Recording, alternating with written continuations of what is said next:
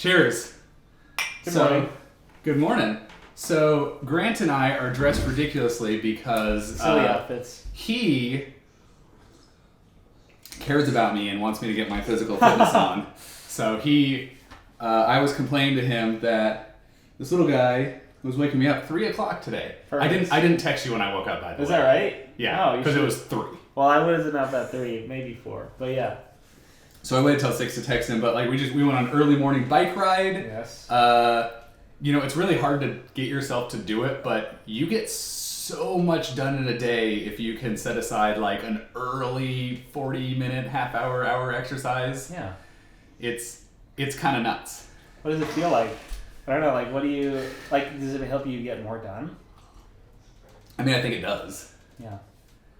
It's tough to balance because like I can't figure out how to do that every day because my daily routine probably should change, but he wakes me up. Usually it's more like 5 or 6. Yeah. I grab him so that the beautiful one can sleep. Yes. And I go downstairs, like empty the dishwasher, load the dishwasher, clean the kitchen a little bit. You feed him, and then it's not until the beautiful one I make her get up by 7 because I'm like I can't do that much childcare in the morning and then start all my work. Yeah, man. Well, you're taking care of everybody. It's great. You went out on your own since the last time we talked. Yeah. It's funny. Looking back at just thinking about like our last conversations. You can literally review your past thoughts now. Like I have forced you to diary. That yourself, guy was basically. That guy in the past was ready to go, and he just needed to work on like taking responsibility for his stuff. And yeah, so I mean, it's early in the process. It's about 2 weeks in. Yeah, and it's all about these guys. So that's what makes it all possible. That's like something I've seen definitely. That's like you're saying. It's like in the past, like getting up at 3 a.m., doing all like taking care of the family, and then doing stuff for work. It's like a superpower in a way, and yeah, exercise and like doing things that sort of reset that. They I don't know. They help you do more. I think. It's true. Yeah.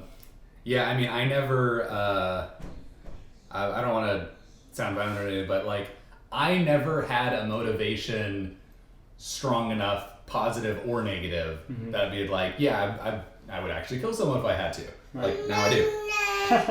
And usually that's like working really hard, not a violent thing, right. But. Yeah, man. Well, it's a special thing. It's a special energy. It's kind of like what I've been feeling. Like I totally understand how people like when people like get through a whole career and they have like the success they have, but also some of the problems like their body is kind of worn out or like they've got other health conditions. It's like. Mm-hmm. Being like when you're constantly engaged in like this work cycle and taking care of family, like there's less space to kind of like take care of yourself. Or do it right. Yeah. You want to hear something crazy? So I have a friend of mine who I think like a year ago or a year and a half or 2 years ago, he got his like master unlimited boat license, ship license. So he could drive an oil tanker, aircraft carrier, whatever. It's a big deal, and like I read into it, but I was just talking to him pretty recently, and I asked him because I was just watching I saw a documentary about like wave science or whatever, and like asked him what the biggest waves he was in and stuff like that, and I don't know why I thought of it. I was like, so do you get seasick in the high seas? And he's like, oh, I get seasick like normally, and I'm like, you're a merchant marine, you do that all the time, and you get seasick normally. I'm like, how do you do that? He's like, I suck it up, buttercup. And I was like, wow. Yeah. Because to me, amazing.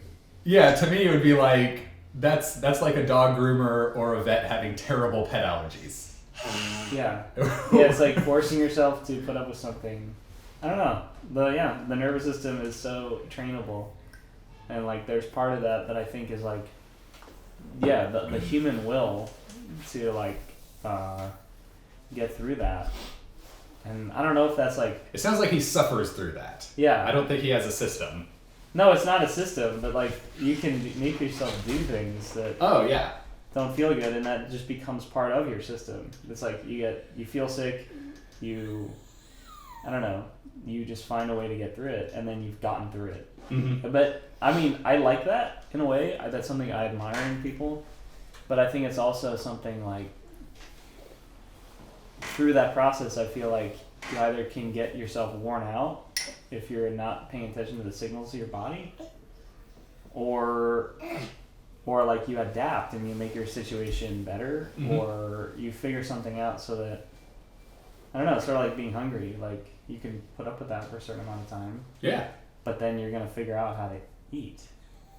Hopefully. Yeah, it's like these little guys. Like they're going to start giving you subtle cues, and when you're not paying attention to the subtle cues, then all of a sudden they start screaming at you, and you wonder what's wrong, and then you feed them, and it's all better. And it's like it's always better to listen to the subtle cues. Yeah. Right, little man? Yeah. I think he really wants to explore, to be honest. I can't. Oh, yeah. 100% sure. It's a beautiful thing. But yeah, so we just rode by one of the places you were thinking about maybe setting up your shop. That's right. No one better take it before I sign it, because I think I really like this place. That's right. Yeah, in this whole process in general, I feel like, my strong suit is in like, I can adapt, just like we've been talking about, like, I feel like I could take care of people's injuries in just about any circumstance. I've worked in like an open air factory in a rebar plant. What? Yeah, I've done sessions this year in people's back porches because their family didn't want me in the house due to COVID. I've done sessions online over Zoom that have been effective for solving a person's injury. And when the Zoom went down, we just did the session completely over the phone. And still were able to do some good.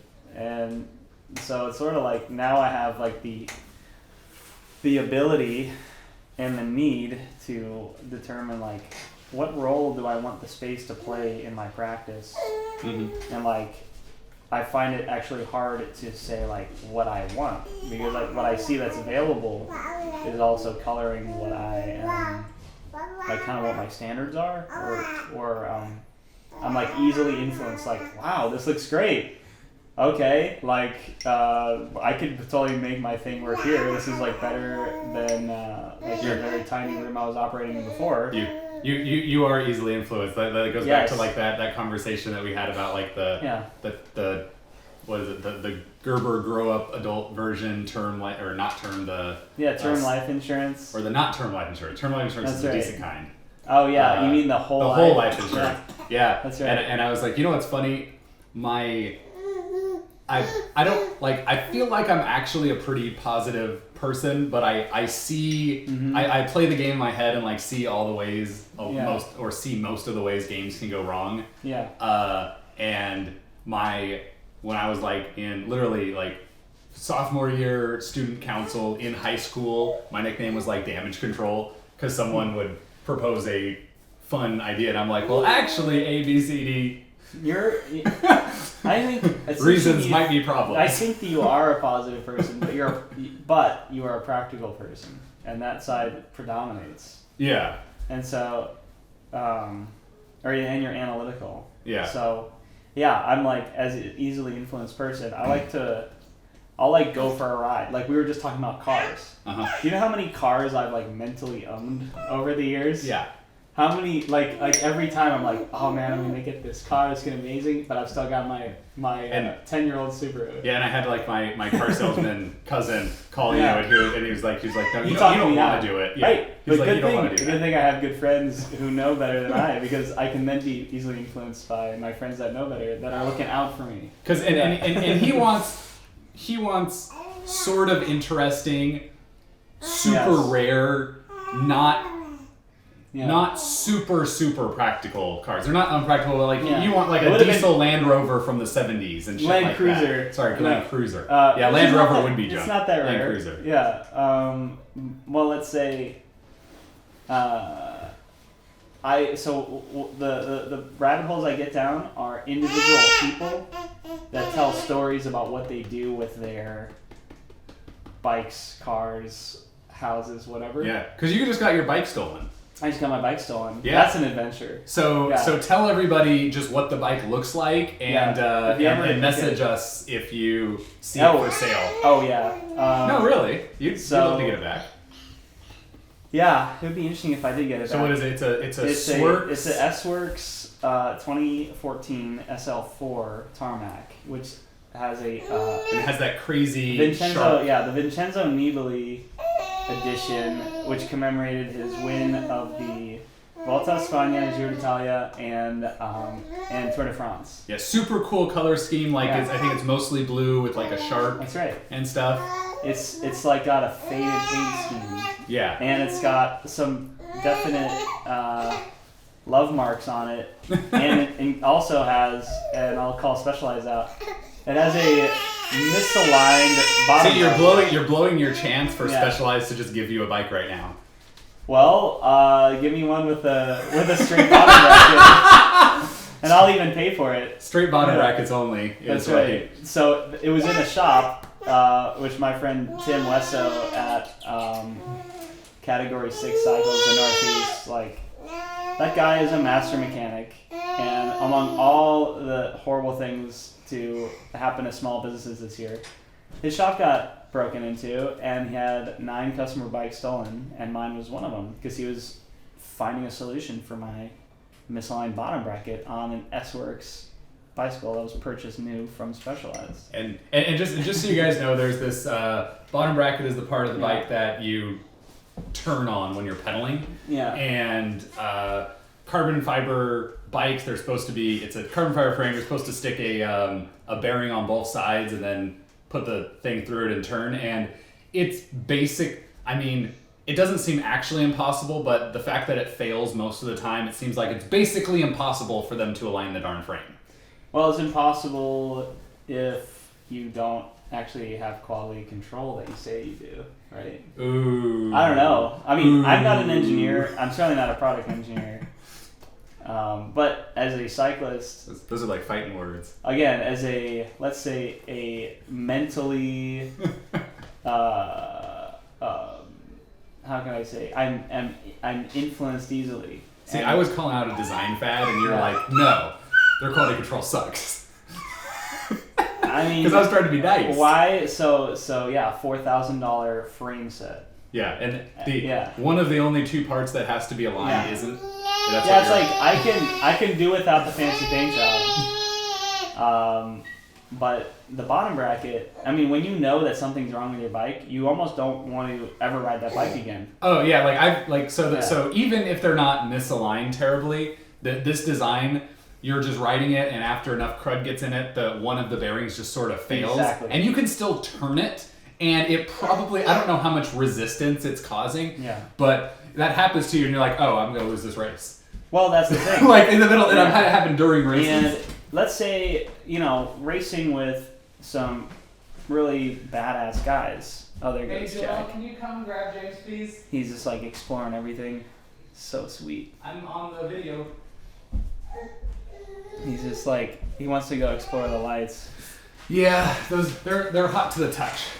Yes. They're not. I don't think you get an instant burn, but. So, I was really proud of being able to upgrade to Category 2 on this bike. So that you could get your butt kicked from then on. So I could get my butt kicked. But just to be on the start line and be able to kind of like be around like the elite amateur and a few pros that do show up to these races. And it's like, I at least want to roll out of town with these guys and get that feeling of like this pure energy in the group. Yeah. And let me tell you something.